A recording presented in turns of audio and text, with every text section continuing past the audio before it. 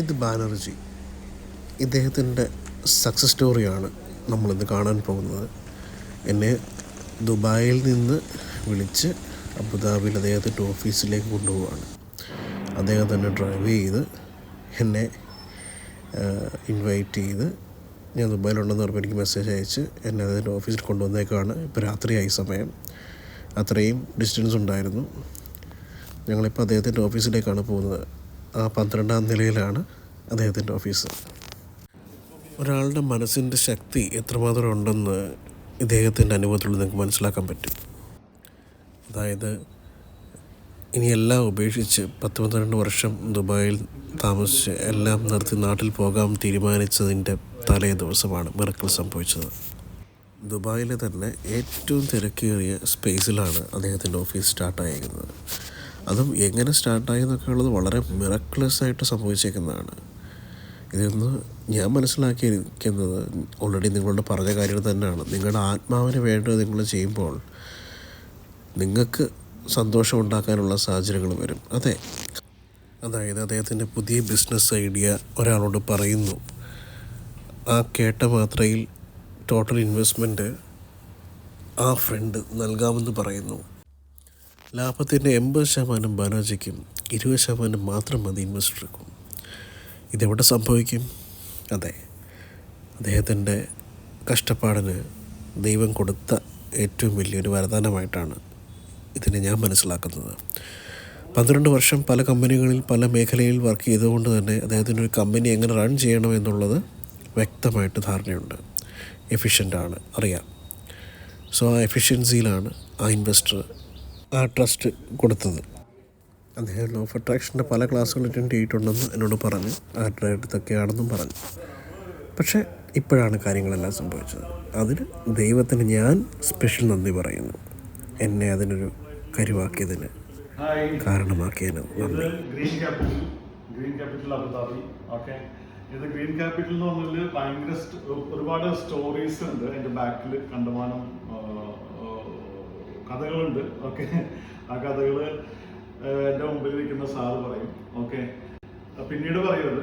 പക്ഷെ ഞാനിപ്പോൾ 2 വാക്ക് പറയാൻ ആഗ്രഹിക്കുന്നത്, അരവിന്ദൻ സാറ് ഇപ്പോൾ നമ്മുടെ ഈ കൊച്ചു ഓഫീസിൽ, കൊച്ചൊന്നും അല്ല കേട്ടോ, വലിയ ഓഫീസാണ്, ഇന്ന് ഈ വന്നിട്ടുണ്ട്.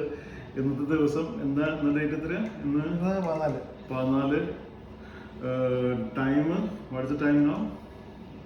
ഒരു 10:30 നൈറ്റിൽ ഞങ്ങൾ ദുബായിൽ നിന്ന് അബുദാബി വരെ ഒരുമിച്ച് യാത്ര ചെയ്യാനുള്ള അവസരം ഉണ്ടായി എനിക്ക് സാറായിട്ട്.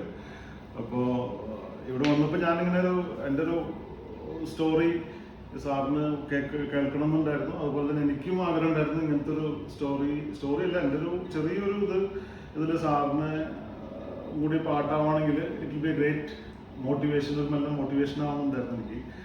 അപ്പോൾ അതുകൊണ്ട് ഞാൻ നിർബന്ധിച്ചിട്ട് സമയമില്ലെങ്കിലും ആള് ഇപ്പോൾ ഈ സമയത്താണെങ്കിലും വന്നത്. നാളെ ഉച്ചയ്ക്ക് ഫ്ലൈറ്റ് ബാക്ക് ടു കേരള. അപ്പോൾ ഈ ഗ്രീൻ ക്യാപിറ്റലിൻ്റെ കഥ പറയുകയാണെങ്കിൽ അത് ഒരുപാടുണ്ട്.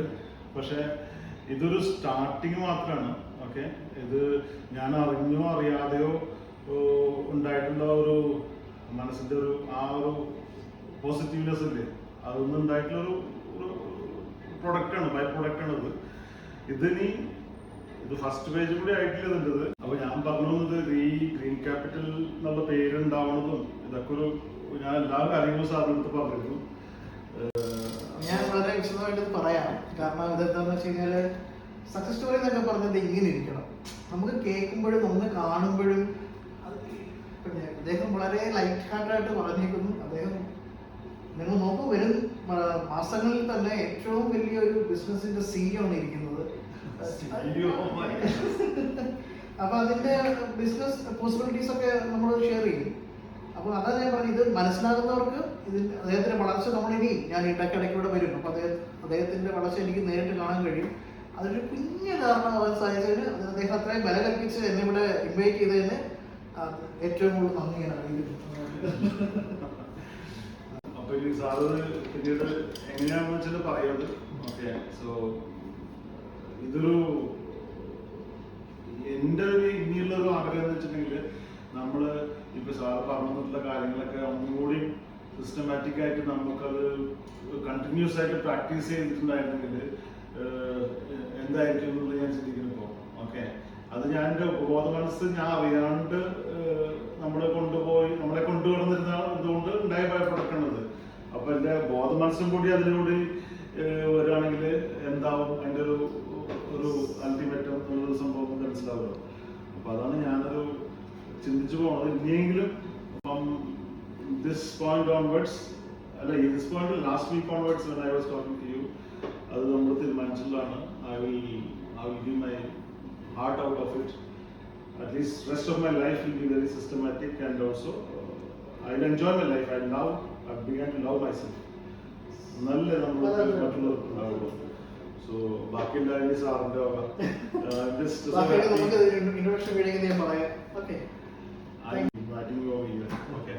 വാക്കുകൾ ചിലപ്പോൾ വരുന്നില്ല. ഓക്കെ, നത്തിങ് പ്ലാൻഡ്, ഒരു റിഹേഴ്സൽ ഇല്ല, നത്തിങ് ഇസ് ആസ് സച്ച് നമ്മൾ പറയുന്നതാണ്. ഓക്കെ, ഐ തോട്ട് ഷെയർ ചെയ്തിട്ടുണ്ടെങ്കിൽ ആർക്കെങ്കിലും ഒരു മോട്ടിവേഷൻ ആവണമെങ്കിൽ it's A good thing for me. Okay, ഇത് സ്റ്റാൻഡിങ് സ്മോൾ തിങ്. ഓക്കെ, ഇത് കൊല്ലങ്ങളായി 2014 onwards സൂക്ഷിക്കുന്ന ഒരു മിനിയേച്ചറാണ്. എനിക്ക് ഗിഫ്റ്റ് തന്നേക്കാണ്, ഞാൻ വേണ്ടി പ്ലാനായിട്ടായിരിക്കും. അങ്ങനെ ഞങ്ങൾ ഓഫീസിൽ നിന്ന് ഇറങ്ങി അടുത്തത് ഭക്ഷണം കഴിക്കാനായിട്ട് അദ്ദേഹം പറഞ്ഞ പ്രകാരം ഒരു ഹോട്ടലിലോട്ട് പോവാണ്. ശേഷം എന്നെ അദ്ദേഹം എൻ്റെ എൻ്റെ ഹോട്ടൽ മുറിയിൽ എന്നെ ഡ്രോപ്പ് ചെയ്ത് അദ്ദേഹം മടങ്ങി. ഇപ്പോഴാണ് എനിക്ക് ജീവിതത്തിനെ കുറച്ചും കൂടെ മനസ്സിലാക്കാനൊക്കെ ഒരു അവസരമായിട്ട് തോന്നിയത്. കാരണം നമ്മളുടെ ഒരു സാന്നിധ്യം മറ്റൊരാളുടെ ജീവിതത്തിൽ എന്ത് മാറ്റങ്ങൾ വരുത്തി എന്നുള്ള അവർ പറയുമ്പോൾ കിട്ടുന്നൊരു സാറ്റിസ്ഫാക്ഷനുണ്ട്, നമ്മുടെ ഉള്ളിൽ നിറയുന്ന അനുഭവമുണ്ട്. അത് അനുഭവിച്ചെങ്കിൽ മാത്രമേ മനസ്സിലാകത്തുള്ളൂ. പ്രപഞ്ചശക്തിക്ക് നന്ദി. Thank you universe.